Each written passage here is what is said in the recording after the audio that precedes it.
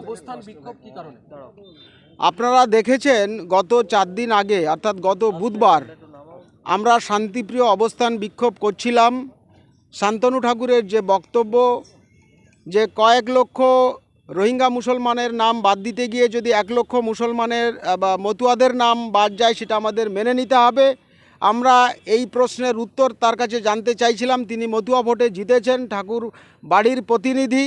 তিনি এই মিথ্যাচার কেন করছেন? এতদিন তিনি বলেছেন একটি মতুয়া হিন্দুদের ভোট কাটা যাবে না, আর আজকে যখন মতুয়া হিন্দুদের ভোট কাটা যাচ্ছে তিনি সাফাই গাইছেন। তার প্রতিবাদে এবং তার কাছে জানতে যাওয়ার কারণে শান্তনু ঠাকুরের প্ররোচনায় বিজেপি আরএসএসের গুন্ডা বাহিনী সাধু গোসাই মতুয়া সাধু গোসাই পাগলদের উপরে যেভাবে নৃশংসভাবে আক্রমণ করেছে আপনারা দেখেছেন। আমাদের মতুয়া গোসাই পরিষদের সভাপতি নান্টু হালদারকে মাটিতে ফেলে নৃশংসভাবে গরু পিটানোর মতো পিটানো হয়েছে।